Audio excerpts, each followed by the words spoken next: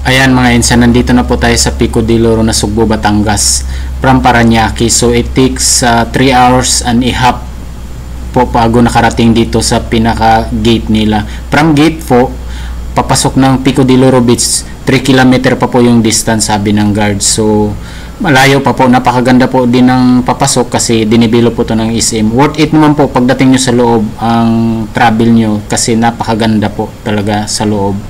Okay, samahan niyo po ako papuntang gate. Tara na.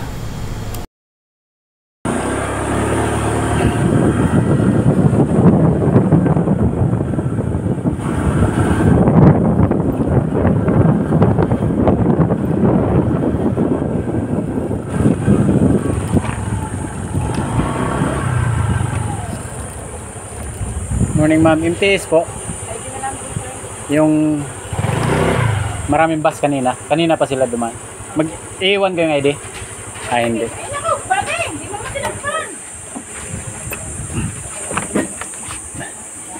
Ma'am, saan dadaan? Diretso lang po yan. Diretso lang. Opo, 3 kilometers pa po. Ah, malayo ko lang. Ang saan yung tulay? Pasok sa tulay. 3 kilometer.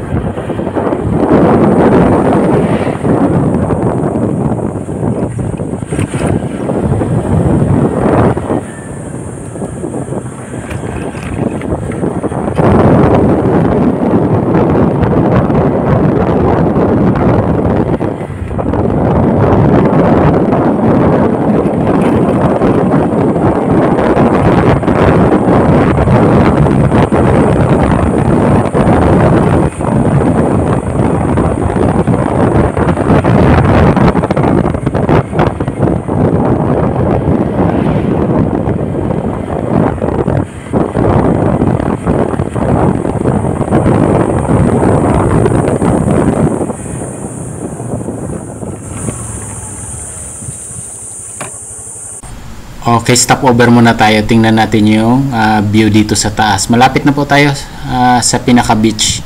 It takes 1 kilometer na lang. Napakaganda po talaga. Ito pala yung pinaka view niya. Ayan, Pico de Loro kasi may mga loro daw dati dito. Ayan, dinibilo po to ng SM. Okay, continuous na tayo. Tuloy tayo dun.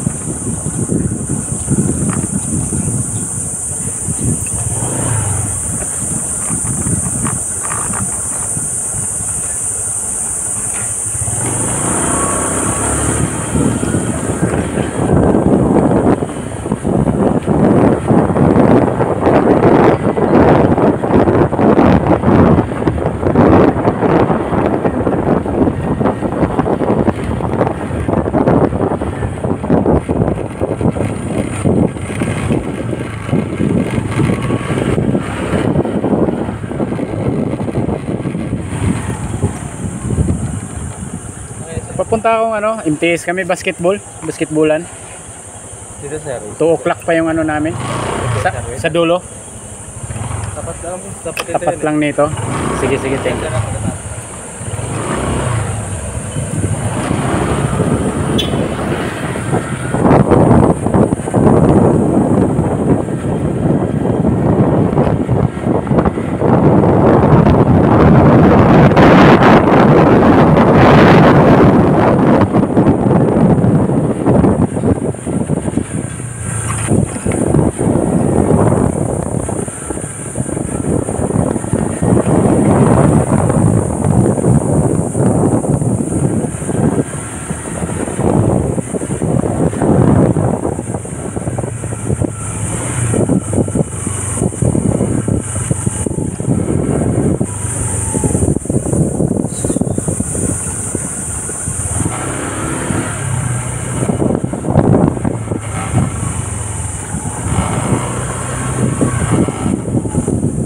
Sir, pwede magtanong, papunta kami basketballan, doon muna kami, 2 o'clock pa yung in namin, MTS. Basketball court. Sir, labas po ulit kayo dyan. Kapag ano po kayo, pag lagpas po nyo ng rotonda, meron po may parking po doon. Basketballan, May rotonda po dyan. doon daw muna kami. May basketball court po doon. Opo. Thank you. Dito lang daan? Sir, kapag na po kayo dyan, kaliwa po. Okay, thank you.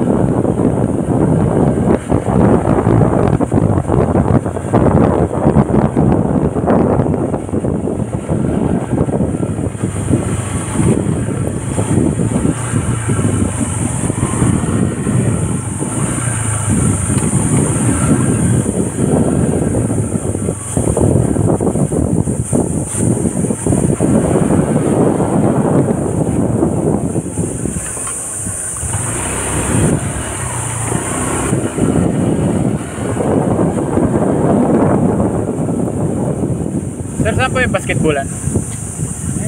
Ayan, thank you.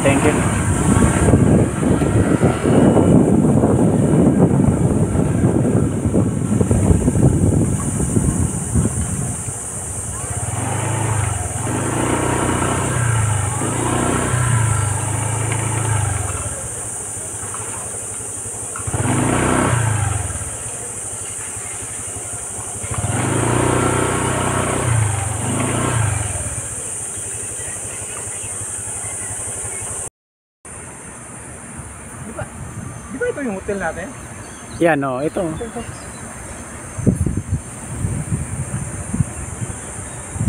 Ayan, ito po yung lobby ng hotel namin. So, may service po papuntang beach. Every 10 minutes po yung interval. Ayan, mamili lang kayo kung ordinary or aircon. So, at this time, puno daw sabi ng guard. So, maghintay pa tayo. Pagka puno pa rin, maglalakad na lang tayo. It takes 10 to 15 minutes daw papuntang beach. But, kung mabilis, 7 minutes lang. Ayan, ito na po yung aircon. Pero, yun, puno pa rin. So, maglalakad na lang tayo. No? Sabi naman ng guard, libre daw po yan, umiikot yan. So ayan, ito po yung pond niya sa gitna. Yan, napakaganda po nitong Pico de Loro kasi meron pa siyang view sa gitna, pond. So maglakad na lang tayo kasi nga puno yung mga service. Left and right po yan, kabilaan papuntang beach. Umiikot po yung service pero sobrang dami po ngayong tao. So peak season kasi ngayon, no? Summer, ayan. Maglalakad na lang tayo, try natin maglakad kung how many minutes. So medyo mabagal po yung kasama namin kasi may mga babae po. Ayan, napakaganda po ng loob. Ayan, ito po yung fan. Ayan, dito po tayo sa gilid. So hindi naman siya mainit masyado kasi maraming puno, no? At saka maganda din maglakad-lakad kasi merong magandang mga views, no? Napakalinis po nitong Pico de Loro. Then pag promo daw, makakabil kayo ng 4,000 or 4,000 below, no? Pag regular price, nag-start po ng 7,000. So, ayan, napakaganda po. Ayan, marami ng tao. So malapit na tayo sa pinaka beach nila. Ayan, meron pa silang sign ng Pico de Loro Beach. Ayun, ayan po yung mga kasamahan namin, no? So pagka tanghali po, napakainit, so kaya dinicide namin mga 3:30 PM na kami pumunta sa beach. Ayan, so malapit na tayo sa beach. Ayun, ito na po yung Sandbar Beach nila. Napakaganda po, no? May mga table sa gilid, and then napaka organized din siya. So ayan, medyo hindi na siya masyado masakit yung init, no? Ayan, palapit na tayo sa dagat na. Try nating maligo kasi yan naman ang purpose natin, makaligo sa dagat tsaka sa pool. Napakaganda rin po ng pool nila. Okay, din selfie muna tayo. Ito po yung function room, no? Para sa lunch. Ayan, ito po, siniserve na po yung lunch. Mag-lunch muna tayo. Then, ayan, gabi na. Dito po yung pool. Ito po yung pambata, no? Ayan, napakaganda at saka maluwag yung pool nila. Meron din pong amenities dito. Merong basketballan doon at saka gym. Pwede kayong mag-badminton at saka basketball. Ayan, very relaxing po, no? Yung mga visitors dyan. Ayan. Ayan, yung medyo malalim na yung gabi kaya umahon na po. Ayun, may naliligo pa, no? Ayan, napakaganda at saka malinis na pool nila, no? Napakagaling. Ito po yun, yan, yun, may mga pwede ko kayo dyan makahiga, no? Ayan. Ayan. So, wala pong dumi. Lagi pong nililinis po ng mga hotel staff. At saka ayan, may mga warnings din po sila. Ayan yung ilaw, ayan yung sa taas function room.